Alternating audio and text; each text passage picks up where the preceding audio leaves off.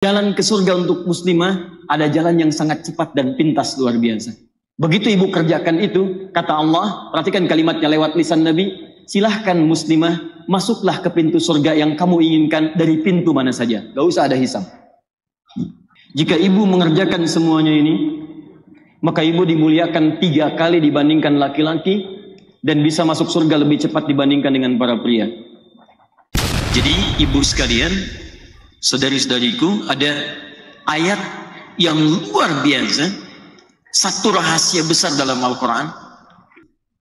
Jika ini bisa dikerjakan dengan baik, maka ada peluang muslimah masuk surga.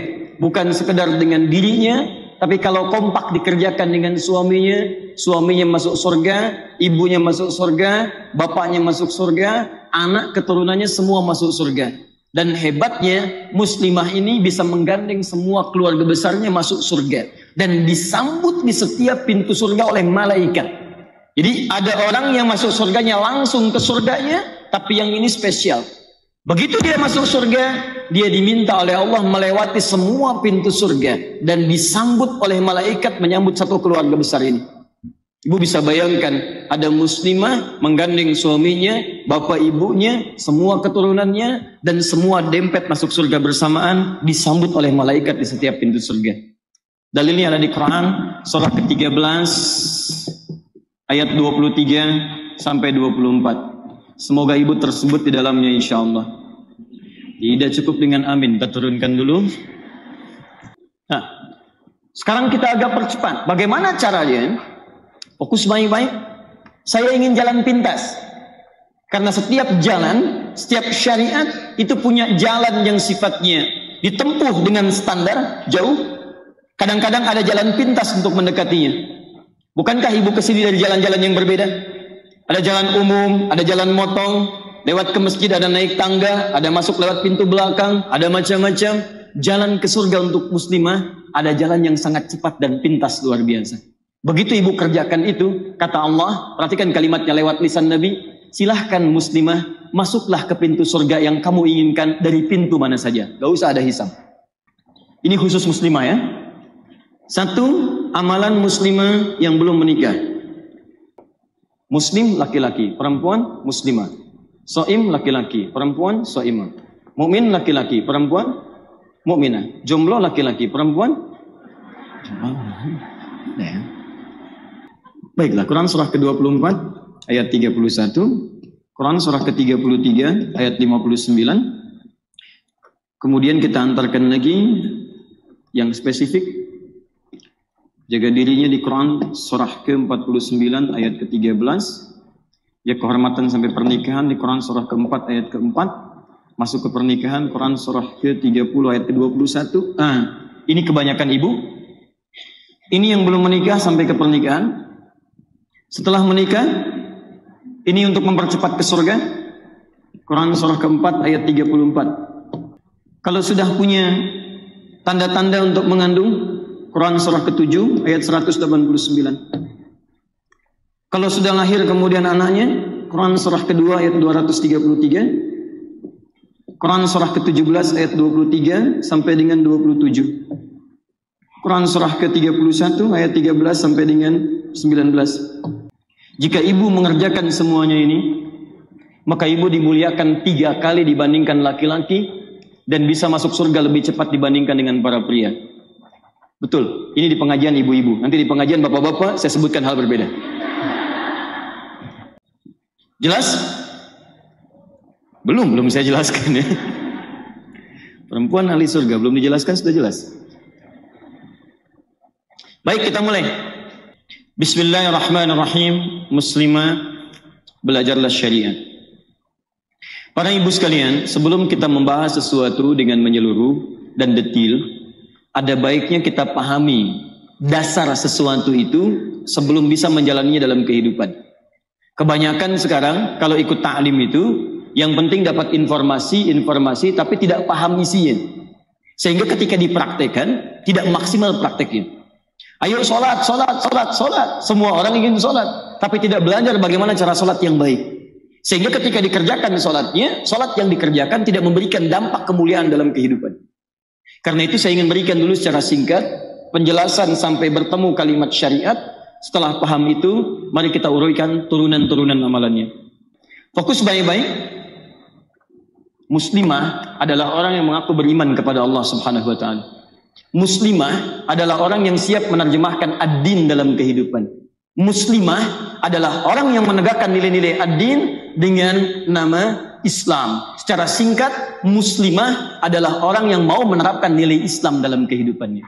Tidak pernah ada perempuan disebut muslimah kecuali punya komitmen untuk menerapkan nilai-nilai Islam dalam kehidupannya. Itu poinnya. Saya ulang, saya ingin ibu paham dulu, jangan sampai bikin judul tapi nggak ngerti judulnya. Sehingga dibikinlah misalnya tanpa judul atau belum ada judul. Gak bisa. Nah, saya mau masuk kepada inti bahasannya. Fokus.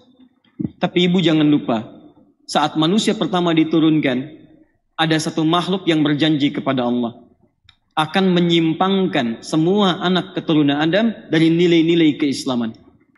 Ada satu makhluk mengatakan, saya berjanji ya Allah, saya tidak suka dengan Adam. Saya akan berusaha menyimpangkan anak cucu Adam dari Islam. Bahkan kalau perlu saya keluarkan dari Islam. Fokus ini. Saya keluarkan dari Islam. Quran surah ke-4 ayat ke-119. Makhluknya disebut dengan setan. Surah ke-2 ayat ke-36. Setan asalnya dari iblis. Quran surah ke-2 ayat 34. Dan iblis asalnya dari jin yang tidak patuh kepada Allah. Quran surah ke-18 ayat ke-50. Makhluk ini ketika Adam turun ke bumi minta izin kepada Allah untuk ikut turun. Kemudian ketika dia ikut turun, dia memohon kepada Allah, berikan saya kesempatan untuk menggoda anak cucu Adam supaya menyimpang dari nilai keislaman. Untuk itulah saking sayangnya Allah kepada kita, diturunkan kepada kita jalan, cara supaya tetap menjaga nilai keislaman kita dan bisa menolak godaan-godaan makhluk yang tadi disebutkan ini. Cara kita mendekat kepada Allah dan menolak semua godaan-godaan ini dalam istilah din kita disebut dengan syariat namanya. Pelan-pelan. Cara kita untuk menjaga nilai keislaman dan menolak godaan-godaan yang datang dari setan, karena hati-hati Bu ya, nanti kita kalau bahas dengan detail 10 menit ke depan kita akan temukan ternyata tanpa disadari banyak setan berkeliaran di seputaran aktivitas kita, terutama di seputaran aktivitas ibu. Tahukah ibu bahwa setan melekat pada pembicaraan setiap perempuan? Tahukah ibu bahwa ada setan yang melekat di rumah? Ada setan yang datang ke masjid? Ada setan yang menggoda saat ibu berwudu? Ada setan yang masuk ke rumah tangga ibu, yang tugasnya memecah belah kehidupan rumah tangga? Di setiap lini kehidupan manusia ada setan di dalamnya untuk memalingkan kita dari nilai keislaman. Saking sayangnya Allah, setiap manusia mesti menjaga nilai keislamannya dan terbebas dari godaan setan. Maka diturunkan cara untuk menjaga keislaman itu, caranya disebut dengan syariat namanya. Caranya disebut apa? Asal katanya dari kata syara'a, jalan yang luas. Jadi kalau ibu tanyakan, di depan itu jalan apa ya? Menuju ke Masjid Agung Trans Studio. Saya katakan, ayu syari' fil amam. Syari', jalan yang luas. Kalau terkait dengan manusia disebut dengan syari' namanya. Kalau terkait dengan Allah, jalan yang diberikan oleh Allah untuk menjaga nilai keislaman kita supaya sampai kita kepada nilai Islam yang benar. Ibu tahu jalan ke sini, sampai ke sini dengan mudah. Ibu tidak tahu jalan keislaman, bagaimana kita menjaga nilai keislaman kita sehingga sampai kepada Allah dengan cara yang benar. Maka cara menuju Allah dengan cara yang benar, mempertahankan keislaman kita, itu yang disebut dengan syariat namanya. Bagaimana cara mempertahankan Islam di rumah tangga supaya di rumah tangga membawa nilai-nilai keislaman? Maaf, jadi istri yang islami menerapkan nilai keislaman. Jadi anak perempuan muslimah, anak yang islami, bakti pada orang tuanya sesuai dengan ketentuan Islam. Jadi ibu yang islami, maaf, merawat anak-anak sesuai dengan nilai-nilai Islam. Maka ketika ibu ingin menerapkan itu semua mustahil kecuali ibu melalui jalannya disebut dengan syariat. Bagaimana syariat Islam pada keibuan? Bagaimana syariat Islam menjadi istri yang baik? Bagaimana syariat Islam dalam kehidupan menjadi anak-anak? Nah, jalan-jalan semua mempertahankan keislaman, itu yang disebut dengan syariat namanya. Sampai di sini bisa dipahami? Artinya, ketika ibu membuat judul Muslimah, belajarlah syariat, itu artinya muslimah mengandung arti seorang perempuan yang ingin menegakkan nilai-nilai keislamannya dan cara mempelajarinya, dia masuk dengan nilai-nilai syariat dalam kehidupannya. Bagaimana secara pribadi menjadi islami? Maaf, bagaimana secara perempuan dalam kehidupan rumah tangga jadi istri yang bersyariat Islam? Bagaimana jadi ibu yang bersyariat Islam? Keluarga yang bersyariat Islam dan syariat Islam dalam kehidupan kita dalam keseharian. Itu yang kita coba bahas. Cara mempraktekannya disebut dengan amal soleh namanya. Kalau orang sudah bisa mempraktekkan amal soleh, nanti amalnya akan dibuang, tersisa kalimat solehnya. Baik, soleh untuk laki-laki. Kalau perempuan, tinggal tambahkan tak di ujungnya, soleha. Karena itu muncul istilah suami soleh, istri soleha. Muncul istilah ibu soleha. Muncul istilah anak soleh, anak soleha. Muncul istilah guru soleha. Muncul istilah jamaah yang soleha. Mustahil setiap jamaah, ibu, anak, istri disebut dengan soleha kalau tidak menerapkan syariat Islam di dalamnya. Duh, ibu soleha, tapi sholat gak mau, mustahil. Duh, perempuan soleha, tapi anti syariat, mustahil. Seseorang perempuan disebut muslimah yang soleha ketika mau menerapkan nilai syariat Islam dalam kehidupannya. Paham sampai sini? Sekarang yuk kita mulai pelan-pelan. Ini baru mukaddimah, ini inti bahasannya. Saya serius, ini inti bahasannya. Makanya saya agak cepat-cepat supaya mukaddimahnya tidak terlampau panjang. Ibu mesti bersabar Bu ya, karena kalau belajar dengan saya, itu mungkin akan bertahap supaya kita paham konsep pembelajarannya dulu. Kalau kita tidak paham ini, bagaimana kita bisa lompat pada inti bahasan? Kalau sudah mengerti ini, muslimah, artinya ibu dipanggil muslimah, siap menerapkan nilai keislaman. Caranya dengan menunaikan syariat, wujudnya amal soleh. Tidak mungkin dipandang perempuan jadi muslimah kalau tidak mau beramal soleh dalam kehidupannya. Sepakat sampai sini? Nah, sekarang di sini inti bahasannya, apa saja amal soleh yang diturunkan dalam Al-Quran bagi keperluan muslimah, sehingga disebutlah dia oleh Al-Quran sebagai muslimah yang salihah dalam pandangan Allah Subhanahu wa ta'ala. Ibu kalau disebut salihah di Bandung, orang Bekasi belum tentu kenal ibu.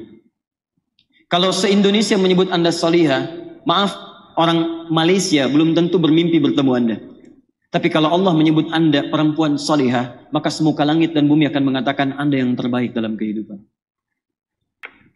Amalan menjadi muslimah yang bersyariat, menegakkan nilai-nilai kemuliaan dalam hidup, disingkat dengan amal saleh, untuk mencapai predikat muslimah salehah.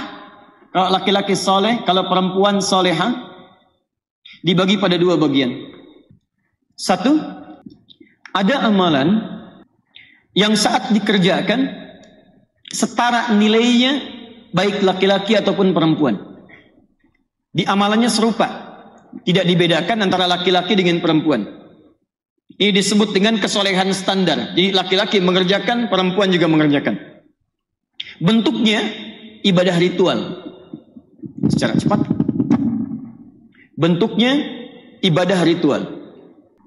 Contoh, sholat. Saya tanya pada ibu sekalian, laki-laki sholat tidak muslim? Perempuan sholat tidak? Artinya kalau ada seorang mengaku muslim, seorang mengaku muslimah, ingin disebut muslim yang soleh, muslim yang bersyariat, muslimah yang soleha, muslimah yang bersyariat, maka salah satu tandanya adalah dia mau mengerjakan nilai syariat, bentuknya amal soleh. Contoh pertamanya sholat. Ibu masih ingat tadi ketika seorang masuk Islam, ada apa yang ia bawa dalam dirinya? Iman. Perhatikan, ketika ibu menemukan kata-kata ini di Quran, ingat ya urutannya. Satu iman, kedua ad-din. Ad-din itu Islam. Kemudian muncul amal soleh. Setiap disebutkan kalimat ini akan selalu bersanding dalam Al-Quran. Contoh, ibu tidak akan temukan kalimat iman di Quran kecuali bersanding dengan amal soleh. Walas innal insana lafi khus illal ladzina amanu wa amilus solihat. Sekarang apa contoh amal solehnya? Ada yang rata dikerjakan oleh setiap mukmin dan mukminah, muslim dan muslimah. Contoh, kalimat iman pertama di Quran, surah kedua Al-Baqarah, ayat yang ketiga. Alladzina yu'minuna bil ghaib. Alladzina, orang-orang yang beriman itu, mau laki-laki mau perempuan. Kalau disebutkan alladzina berarti mencakup laki-laki dan perempuan. Disebutkan 1080 kali dalam Al-Quran. Laki-laki dan perempuan. Baik yang puasa Ramadan laki-laki atau perempuan? Dua-duanya, muslim dan muslimah. Karena itu ketika dipanggil menggunakan alladzina. Quran surah kedua ayat 183, paling kiri sebelah atas. Ya ayyuhal ladzina amanu. Hai orang-orang yang merasa punya iman, mau laki-laki mau perempuan, mau muslim mau muslimah, kutiba alaikumussyam. Kalimat iman pertama, Al-Baqarah ayat ketiga, alladzina, mau laki-laki, mau perempuan, mau muslim, mau muslimah. Alladzina yu'minuna bil ghaib wa yuqimunas shalah. Salat. Amalan setara antara muslim dengan muslimah. Salat. Tidak disebut perempuan muslimah kecuali dia buktikan keislamannya lewat salat. Tidak disebut perempuan bersyariat kecuali kalau mau salat. Makanya kalau ada yang mengaku muslimah, diajak sholat dia tidak mau, ada yang salah pada dirinya. Ajakan sholat itu azan. Allahu Akbar, Allahu Akbar. Hayya ala sholat. Yuk sholat. Ketika Allah ngajak sholat, Allah nggak butuh dengan sholatnya. Cuman kita yang membutuhkan diri untuk menampakkan kepada Allah, saya muslimah ya Allah.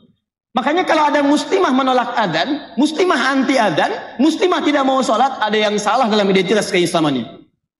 Kidungmu lebih merdu daripada suara adzan itu. Di sepanjang manusia pasti lebih dekat kepada nilai-nilai syariat, nilai keimanan, apalagi menetapkan dirinya muslimah. Itu otomatis itu. Cuman satu disebutkan dalam hadis yang anti kepada adzan. Idza udzina fa farasyaitanu alaihi dharatun. Jika adzan dikumandangkan maka setan akan berlari sambil terkentut-kentut. Ini bahasa kiasan, maksudnya saking bencinya setan dengan suara adzan, karena tadi dia komitmen menjauhkan anak Adam dari kedekatan pada Allah, maka hidungnya pun dia tutup. Lari. Makanya hal yang paling unik terjadi kalau ibu mau dalam satu kondisi jauh dari setan, itu saat dengar adzan. Begitu dengar adzan, setannya lari. Fa idza thuwiba fa'ada, kalau adzan selesai dia balik lagi. Makanya saat ibu jalan pun dengan non muslim, teman ibu non muslim, ibu sedang jalan, tiba-tiba adzan berkumandang Allahu Akbar, itu yang non muslim bisa mengingatkan ibu. Jeng, sudah adzan, apa enggak sholat dulu? Masya Allah. Iya ya. Begitu adzan selesai, la ilaha illallah, ada. Yang muslimahnya jawab, tenang ada, baru adzan, belum qomat. Setan balik lagi. Hadisnya belum selesai, itu di Abu Daud nomor hadis 666. Bahkan digoda sampai sholat. Begitu dia mau sholat, Allahu Akbar. Lihat, fayaqulu udhkur kada, udhkur kada. Kata Nabi, ingat-ingat bagi setiap mukmin dan mukminah, setiap muslim muslimah. Sepanjang dia akan sholat, setan akan melekat pada dirinya. Begitu dia takbir, maka setan akan berkata pada benaknya, ingat ini, ingat itu. Ibu kalau nggak percaya silahkan ya. Sebelum Anda sholat, Anda akan tenang. Tapi begitu mulai bertakbir, kalimat Nabi akan terbukti di situ. Allahu Akbar muncul di benak kita. Allahu Akbar, WA belum dibalas, SMS belum diteruskan, handphone belum diangkat, jemuran belum diangkut, macam-macam. Muncul.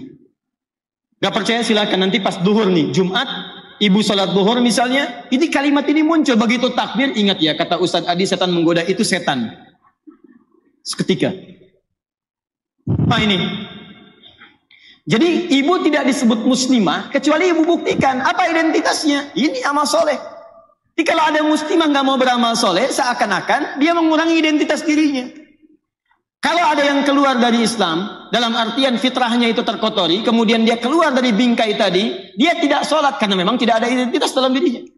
Tapi bagi ibu yang mengatakan saya muslimah buktikan. Apa pembuktiannya? Nih, sholat. Kata Allah, saya turunkan sholat. Benar nggak kamu muslimah? Paham? Nah, tapi persoalannya adalah, apakah setiap orang yang sholat benar sholatnya? Karena ada orang yang ingin menerapkan syariat. Syariat contoh pertamanya sholat. Maaf, begitu mau sholat, tapi cara sholatnya tidak seperti yang diinginkan.